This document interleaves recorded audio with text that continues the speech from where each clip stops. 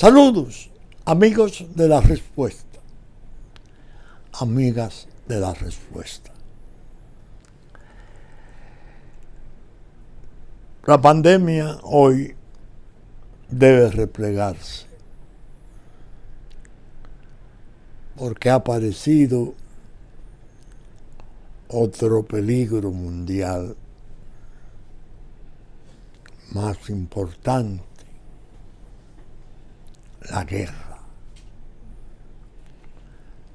Se ha asomado la guerra y leyendo y oyendo los comentarios de buena calidad internacionales, hay motivos sobrados para el espanto. A mí particularmente me ha afectado cuanto voy leyendo, porque me ha retrotraído o me ha llevado a los preludios de la Segunda Guerra Mundial. Yo apenas tenía 8 años, pero era muy precoz y mi familia, mis mayores, muy atentos a la problemática mundial, desde luego con las limitaciones de entonces en la información. Un radio alemán, no recuerdo su marca, grande, la BBC de Londres, Radio París, la CBS norteamericana, los noticiarios en los cines, que uno de sus narradores, por cierto, era un hijo de don Américo Lugo, un prócer de la República. Pero eso indicaba que estalla la guerra en el 39, voy creciendo, entro en la adolescencia y aquello dura hasta el 45.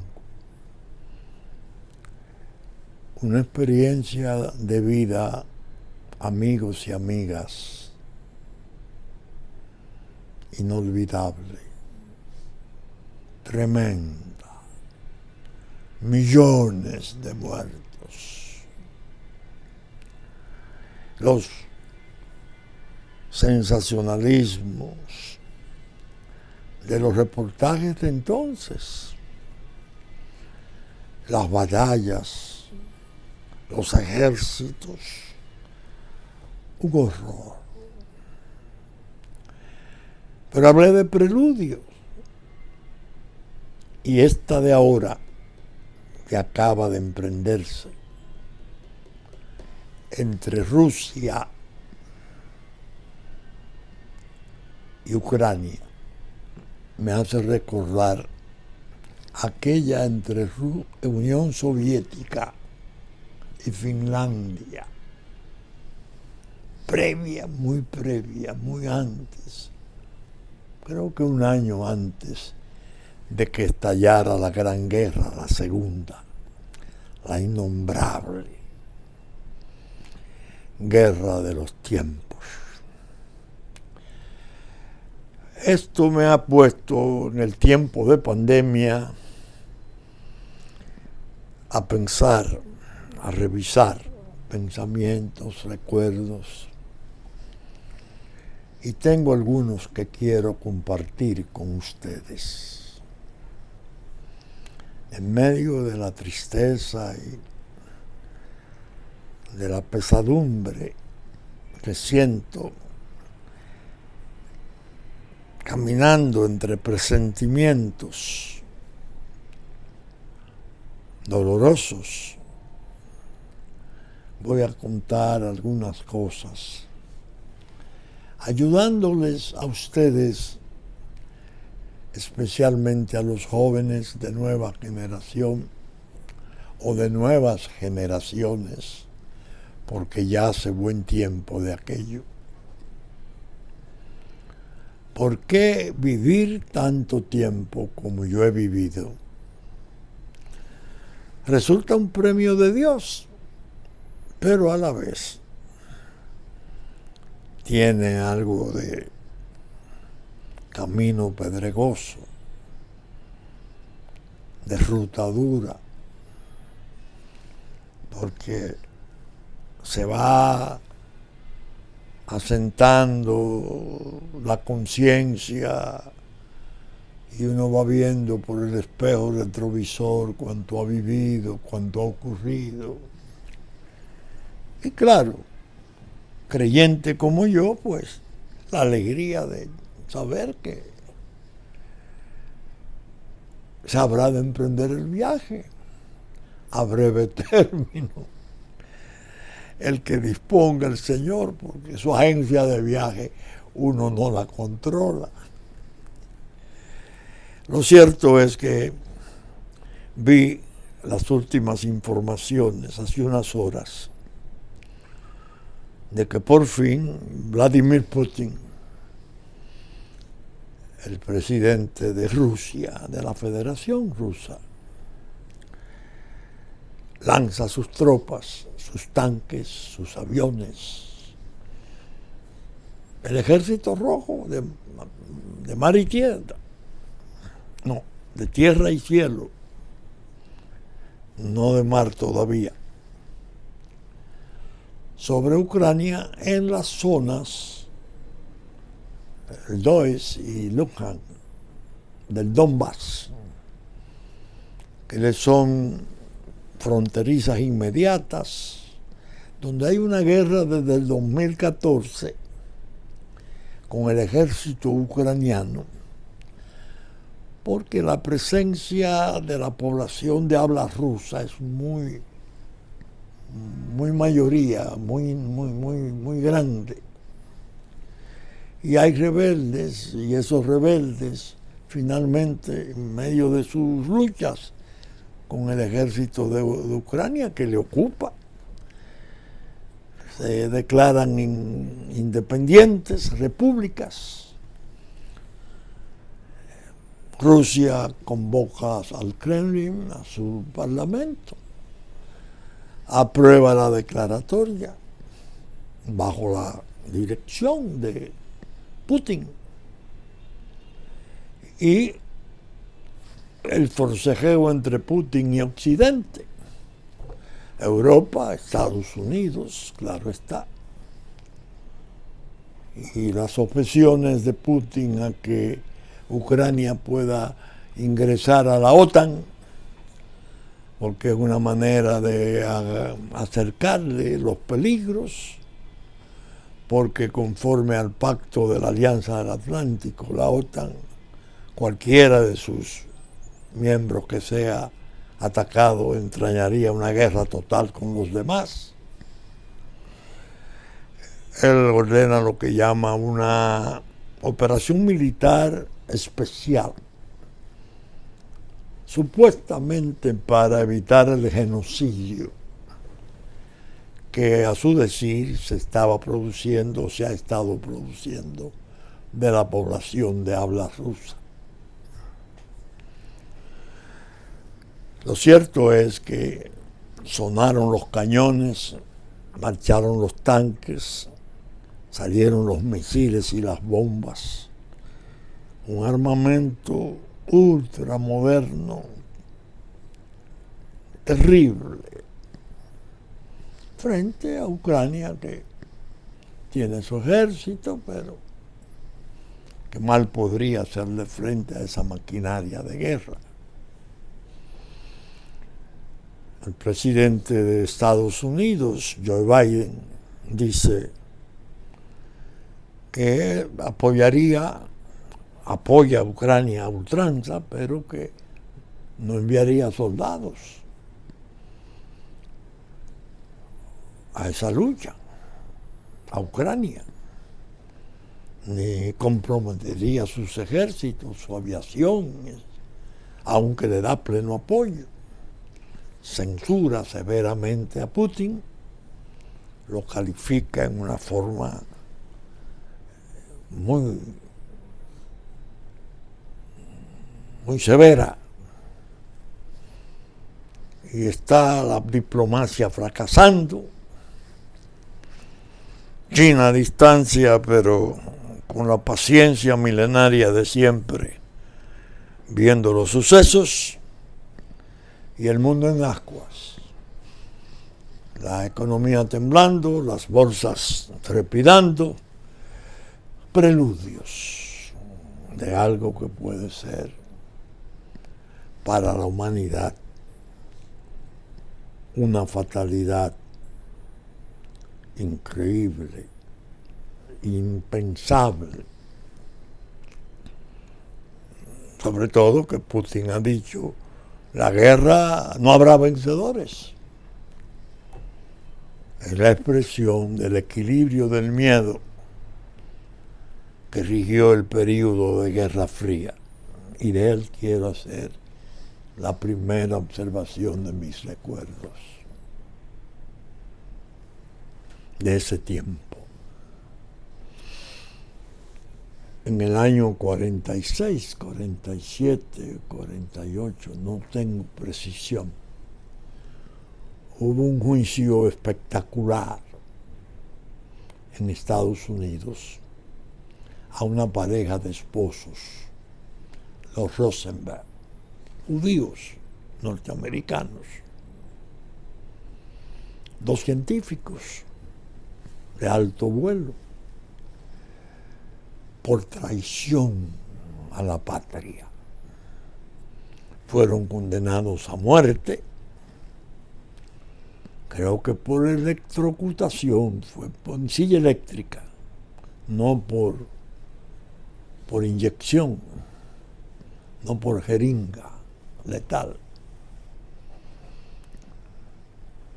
por alta traición, por el hecho de haberle suministrado a la Unión Soviética datos fundamentales y claves para el desarrollo del arma atómica, que no la tenían. Ya en el 45 la Segunda Guerra había terminado, en el Pacífico y en el mundo, en el Pacífico con las bombas de Hiroshima y Nagasaki, que convencieron al indómito pueblo de Japón y a su emperador de que Estados Unidos estaba decidido a no perder 1 millón de hombres tratando de ocupar a Japón, el aguerrido Japón que lucha hasta la muerte. Vendieron secreto, entregaron secreto, no recuerdo si el cargo era entregar espontáneamente o vender. Alta traición.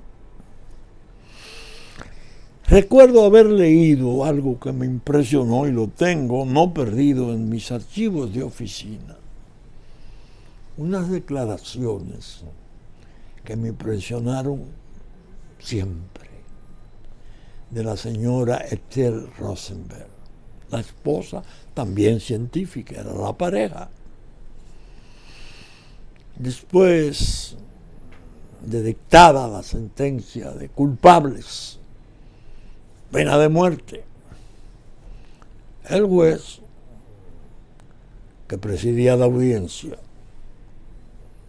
amonestó y explicó por qué el fallo y el porqué de su severidad, y le preguntó a ambos, pero especialmente la que respondió fue Ethel Rosenberg: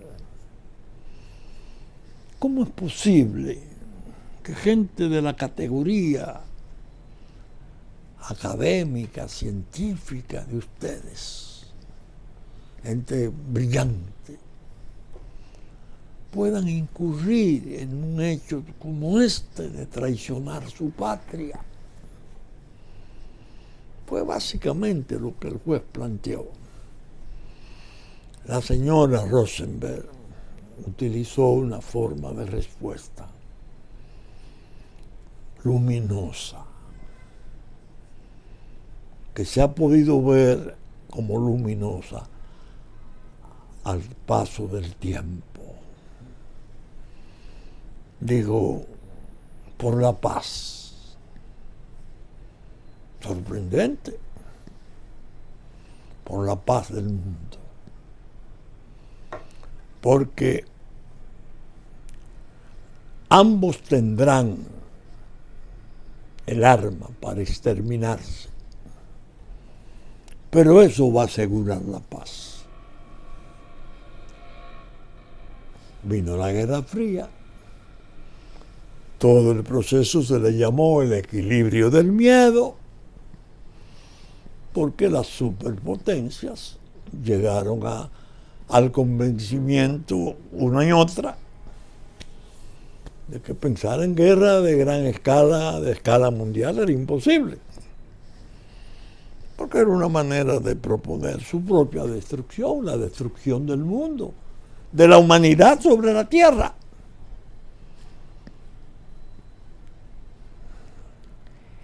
¿Qué juicio de aquella señora condenada a muerte? Esto que estamos viendo ahora en Ucrania, de no existir el superarmamento total, final, en manos de Estados Unidos, en manos de Unión Soviética, ya en manos de China y otras manos menores, pero las superpotencias que lo pueden hacer letal para la humanidad, ya habría guerra total, posiblemente generalizada en Europa, por medios convencionales. ¿Qué garantiza que pueda no haber guerra? Que no voy a hablar de paz, sino una guerra híbrida, levantamiento, con fuerzas regulares, fuerzas irregulares, declaración de reconocimiento de unos nuevos estados, pérdida de territorio de otro que se queja, pero sin irnos de las manos hacia lo otro. Porque si escalamos, nos estaríamos suicidando todos. Fíjense qué misterioso es el tiempo del hombre en la tierra.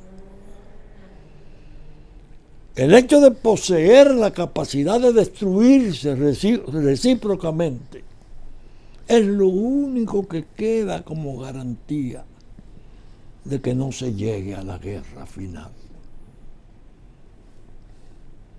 La señora Rosenberg tenía razón. No podía quedar en manos de una sola superpotencia y las demás naciones sin ella, porque entonces no habría equilibrio.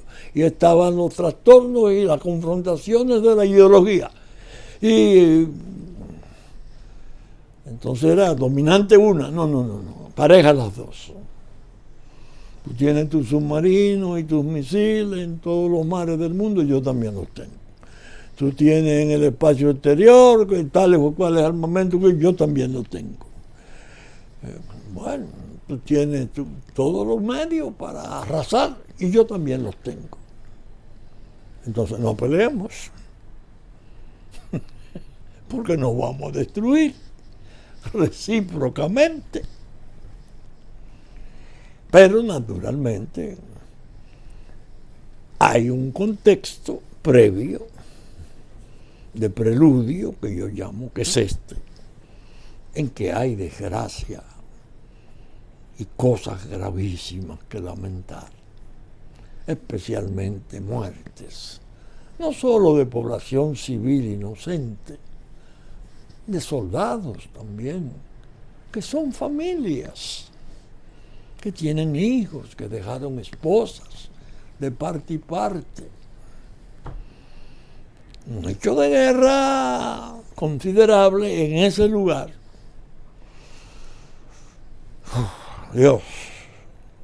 Dios misericordioso, nos mire con piedad. Ya había un antecedente, pero distinto en cierto modo, del papel de Putin desde Rusia. Kazajstán. Al desintegrarse la Unión Soviética, quedaron los TAN, todos esos Kazajistán, Fijikistán, Kazajstán, entre Asia y Rusia. En Kazajstán se comenzó a sentir un movimiento interno enteramente, pero ya república independiente, reconocida mundialmente. Y Rusia se espantó, porque entendió que había una presencia radical islámica empujando los movimientos de Kazajstán, derrocando un gobierno que le resulta a Rusia confiable. ¿Qué hizo Rusia? ¿Qué hizo Putin? Una buena mañana invadió Kazajstán. No para quedarse. Se hizo dar la solicitud previa para legitimar, diríamos, entre comillas, la ocupación. No sé los términos en que lograron aquietar las cosas que preocupaban. La presencia islámica recrecida, atiendan ustedes, después del gran colapso norteamericano en Afganistán, que fue un desastre. Sabemos los cientos de millones en armamento, tanques y armamento importante que Estados Unidos dejó en manos del Talibán. Una cosa inconcebible, porque se fueron de repente. Tanto así que salieron de sus bases en forma desordenada, sin poderle avisar a los aliados, sin querer avisarle o poder, no sé en qué. Y fue un desastre. Afganistán fue un desastre para la imagen y la reputación de Estados Unidos como el tutor virtual que ha sido de la paz y de la guerra, vamos a decirlo así. Esa presencia islámica creciente, parece que se identificaron muchos de los elementos que provenían de Afganistán. Putin, un oficial que fuera de la KGB, la famosa policía secreta de la Unión Soviética, que era la que ejecutaba todos los planes del control ideológico y político. Se espantó. Ahora el DOMS se espanta y dice que no acepta que Ucrania entre en OTAN, porque si le ponen a OTAN más cerca y la hacen parte del acuerdo, el acuerdo en el artículo 5 establece que tiene respaldo obligatorio de todos los países firmantes. No, aquí no. Y desafía a Occidente. Y le dice, no lo toleramos y venga lo que venga, y la guerra no tendría vencedores y se va a pelear en suelo europeo. A todo esto con aviones de modelos espectaculares que hemos visto en las fílmicas, misiles especiales, una cosa horrible. Entonces, segunda observación que quiero hacer, ya hice la de los Rosenberg, de mi experiencia personal de leer cosas. Leí un libro y lo conservo, No está en la casa, está en la oficina, creo. Europa, no, el mundo en manos de la mafia. Lo escribió una periodista norteamericana brillantísima, Clara Sterling. La he citado otras veces. Tan notable y tan formidable en sus misiones, que cuando la guerra de Vietnam era la única corresponsal extranjera que podía reportar tanto del norte como desde el sur. Es decir, podía estar en Saigón y podía estar en Hanoi. Y era respetada. Clara Sterling murió en Italia. Vivió sus últimos 20 años, creo, en Italia. La obra de ella, cuando la leí, la tuve que casi ir leyéndola 2 veces, de tan interesante. Una descripción pasmosa de la desintegración de Unión Soviética, pero especialmente cómo las mafias del mundo concurrieron a ese colapso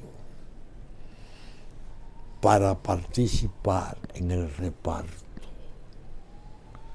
de los restos de aquel imperio social.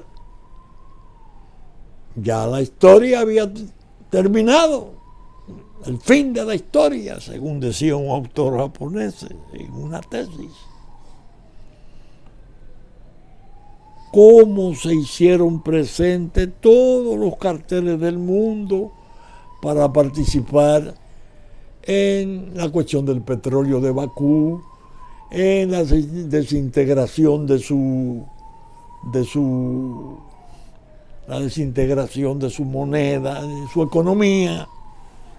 Eso escrito con el apoyo permanente, citado en pie, de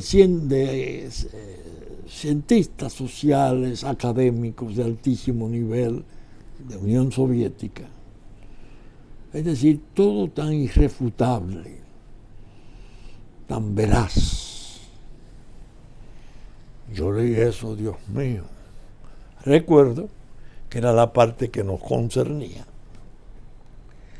que hubo un colombiano muy importante, Franklin Jurado Rodríguez, egresado de Harvard, entiéndase, que pasó a ser una especie de gran consultor del cartel de Cali, de Colombia.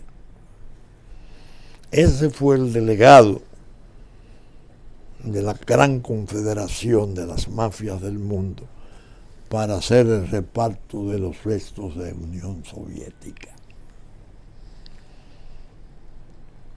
Ese libro, el que lo lee a fondo, El mundo en manos de las mafias, Clara Sterling,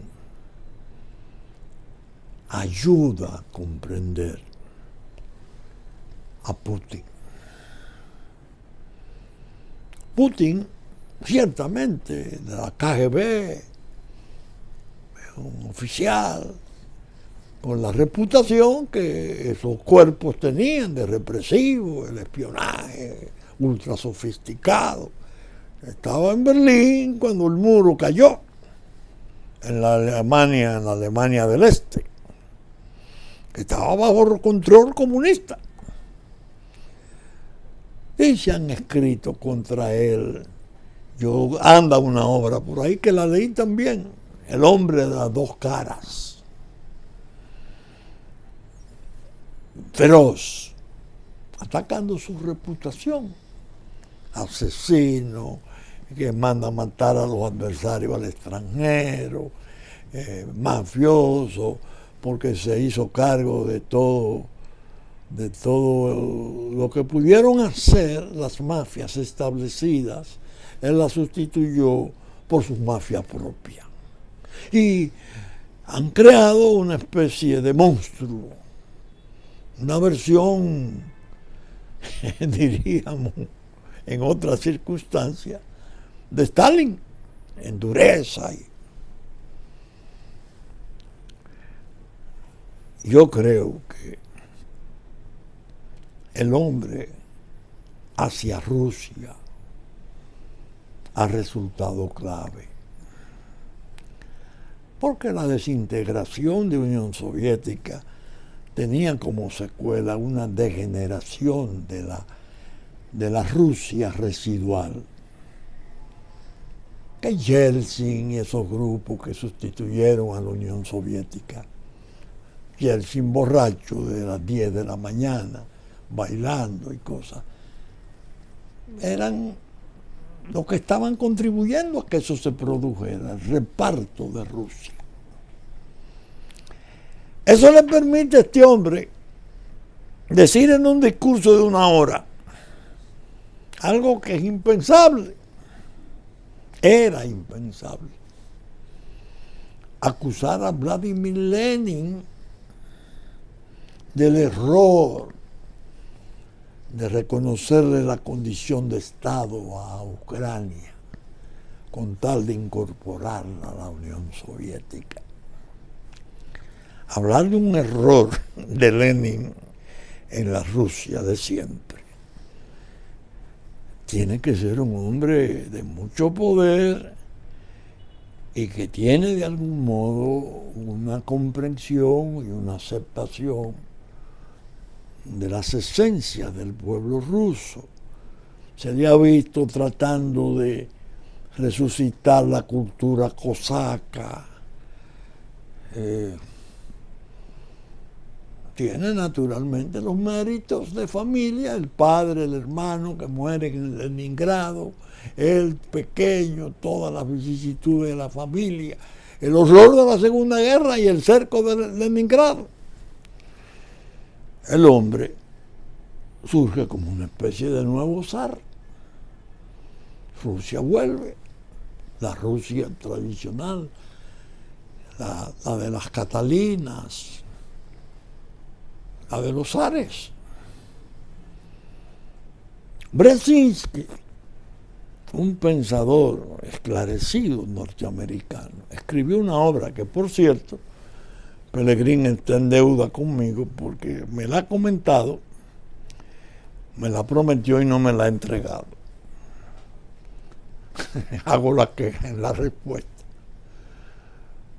diciendo cómo se iban desarrollando en esa parte de limítrofe de Rusia y limítrofe de Asia, los Khan, los Tan, Genghis Khan, Kazajstán, Kazajistán, y cuando comenzó a sentirse una nueva fricción con Rusia, ya desaparecida la Guerra Fría, y cuando comenzaba el desorden de Yeltsin y la rabalización y la toma por las mafias, apareció este hombre, severo, duro, no es fácil, a imponer un orden. Entonces, no, lo que él hizo fue cambiar las mafias internacionales y las mafias rusas por la propia.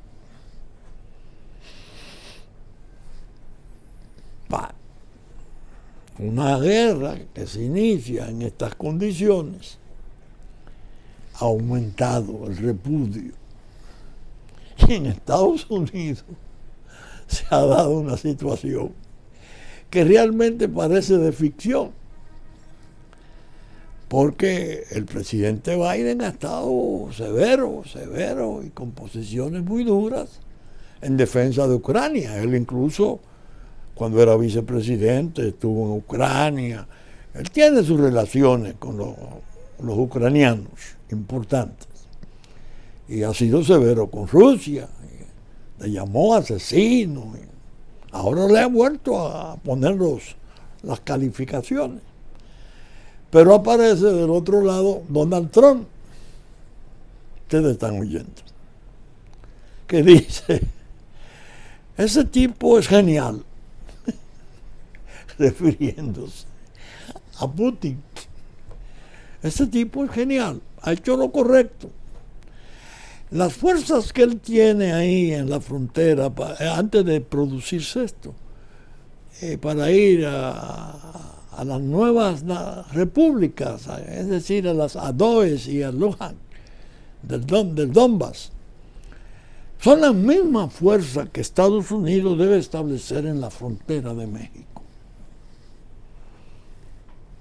Encontrar una contradicción, vamos a decir, en el alto nivel político de Estados Unidos, porque el presidente tiene su importancia siempre, pero nadie puede dudar que el que fuera presidente y pasara por la experiencia electoral que ya vimos en una especie de visita sorpresa que Estados Unidos hiciera al tercer mundo con el desorden que se armó, Trump, uno ve las manifestaciones en Arizona, en los distintos lugares donde ha ido, y uno dice, Dios mío, pero ¿qué es lo que va a pasar en noviembre? El Partido Demócrata se va a quedar sin las cámaras. Trump es un fenómeno. Él, en persona, o lo que él representa, aún dentro de su propio partido, ha revolucionado el asunto y parece que ha captado y movilizado las bases republicanas. Y los cuadros de control superior han estado regulando y con problemas. El hecho es que Trump dice, si yo hubiera sido el presidente, eso no pasa. Parece que pensando en cuando él fue a Rusia y las veces que se reunió con Putin y el trato que hicieron de personas y cosas de estas. Ya lo habían acusado en la campaña como de que Rusia había sido decisiva interfiriendo la campaña de la señora Clinton y favoreciendo la de él, que está ahora en investigación delicada, porque se han descubierto cosas que lo mejor es aguardar a que salgan para uno tener una opinión definitiva. Lo cierto es que hay además en el resto de Europa una especie de desierto del liderato. Por eso yo le hablaba a ustedes de los recuerdos. Cuando uno oía a Winston Churchill, Dios mío. Cuando uno oía al propio Charles de Gaulle. Cuando uno oía a Franklin Delano Roosevelt. El liderato de entonces de la Segunda Guerra. No voy a mencionar a Mussolini y Hitler, que desde su extremismo y su fascismo y su nazismo eran oradores y tremendos, pero para todo el desastre. Y oye ahora y ve ahora lo que hay. Dios mío, qué descabezamiento es este. Qué desierto en el liderato hay en Europa. La señora Merkel ahí pasó muchos años, era muy respetable y todo, muy bien. Llega el señor Scholz, pero el señor Macron de Francia, el señor Johnson y uno dice, ¿y esto qué es? Estamos abogándonos a una guerra de destrucción total. Y los lideratos de Occidente están en esos niveles. Pero es peor la situación de lo que se puede pensar. Peor. Porque el liderato es muy influyente en estas cosas. Por eso no me reí de lo que Trump dijo: si yo estoy, no pasa. Creo en eso. Bueno, mientras estuvo, se fue a juntar con el loco de Corea. E incluso pasó a pisar territorio de Corea en reunión conjunta. Dios mío. Aquel hombre impetuoso, reputado como muy agresivo,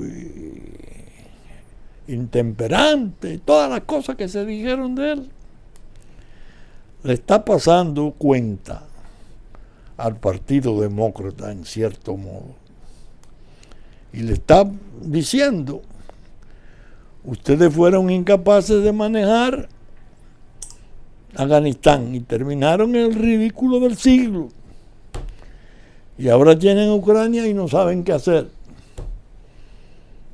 No debieron dejarla producir, conmigo no se hubiera producido. Dios santo.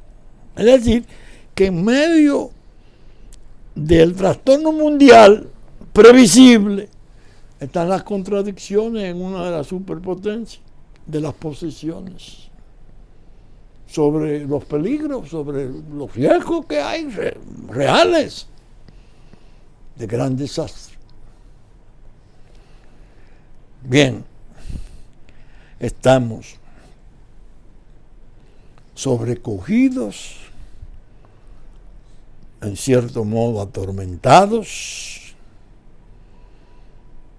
porque las perspectivas que hay no son halagüeñas.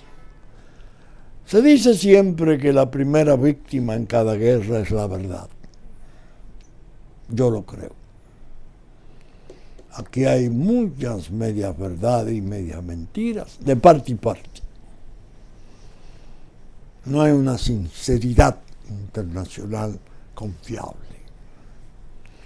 De ahí al incidente o al accidente trágico que siempre sabe ocurrir para hacer escalar las guerras.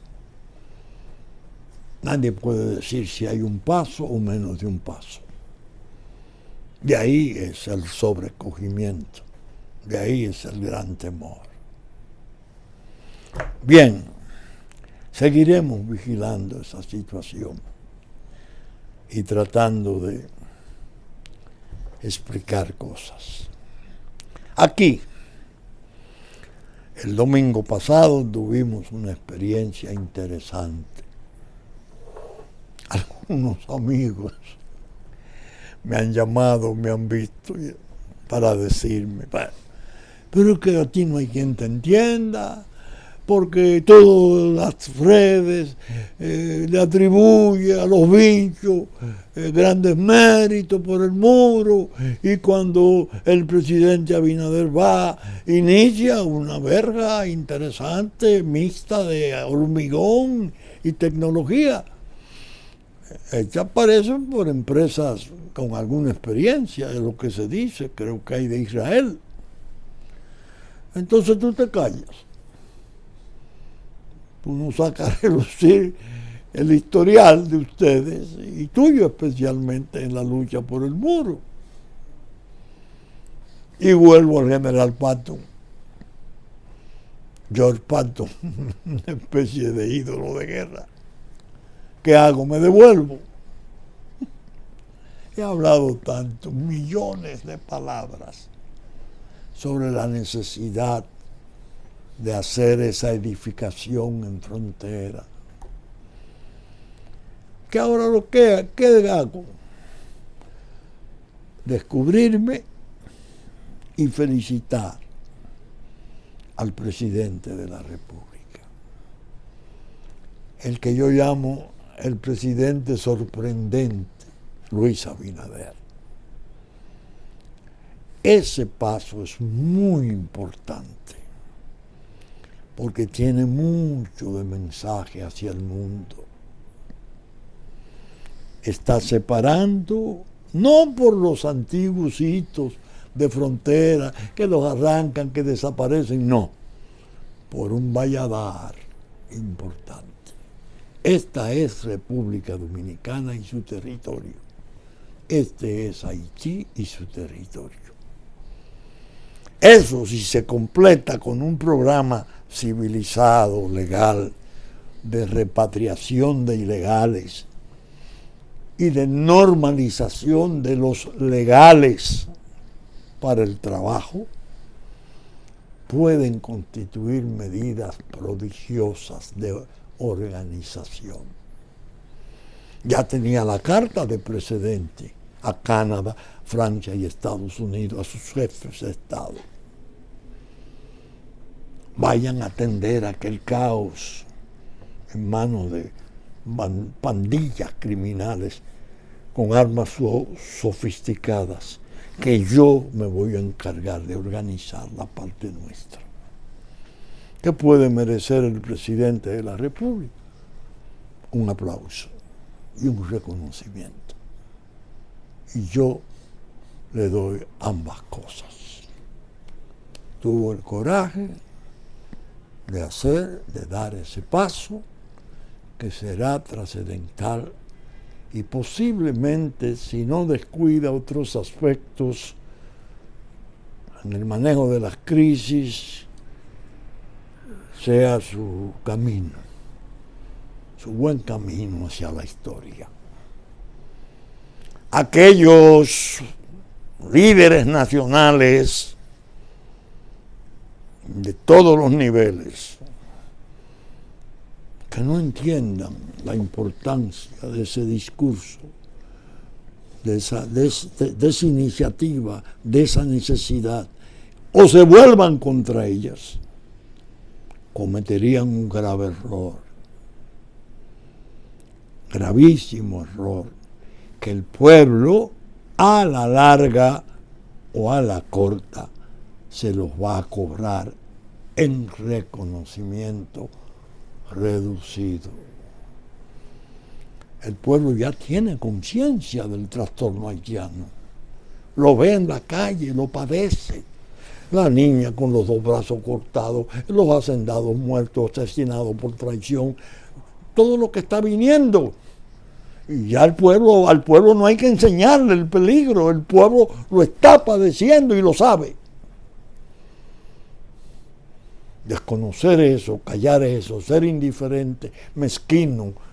No, el muro del hambre, toda esa basofia. Eso es grave. Eso es grave, que se preparen los que asuman esas actitudes, porque el país puede reprenderles. ¿Dónde? En las urnas. Bien. Más que en las urnas, en el repudio público, en el hecho de que en el país se generalice la convicción de que esta gente no nos defiende. Estos sí nos han defendido. El país puede girar y va a girar hacia quienes le defiendan,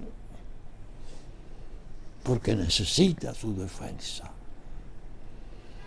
Es decir, el paso es importantísimo y pienso que, como explicaba, si es seguido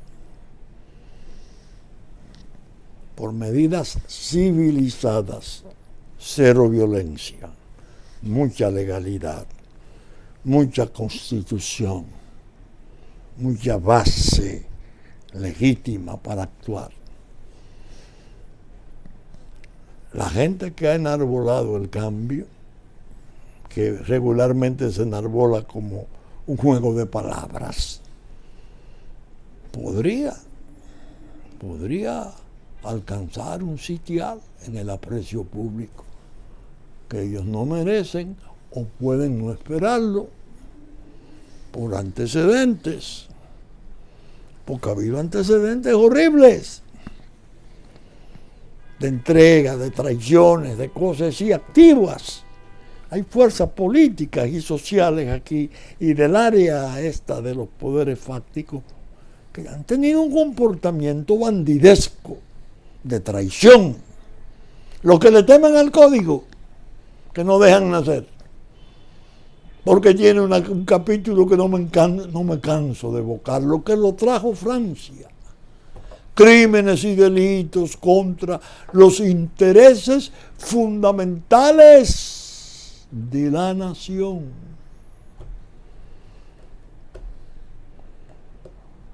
Por eso, la respuesta quiere ser consecuente con esas posiciones, que no son nuevas. Es casi devolviéndome como preguntaba el general Pato, respondiéndole al general Eisenhower: tome tal pueblo en Francia. Respuesta: lo tomé hace 3 días. ¿Qué hago? ¿Me devuelvo? Así estoy, con esa actitud para la cuestión del muro. Y un mensaje no solo para el mundo, que está en gran parte medio en cepo por una ONU con unas mayorías viciosas, peligrosas, CARICOM, estados africanos, que están respondiendo a motivaciones muy detestables, racismo y esas cosas, para introducir grandes desastres aquí, sin descontar el peligro del sur. Ahí andaba Maduro recordando las armas a Bolívar. Y bueno, en Sudamérica hubo libertad por Haití, porque esas armas de los Cayos. Y entonces hablaba de la isla de Haití. La isla de Haití. Ellos tienen su gente ahí. Ahí hay gente de ellos.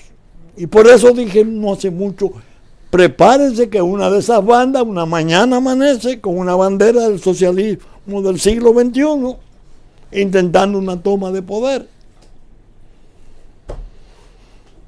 Miren cómo es ese laberinto entre las preocupaciones mundiales, los trastornos regionales y, claro, las falencias y dificultades nuestras, que tenemos que enfrentar y resolver.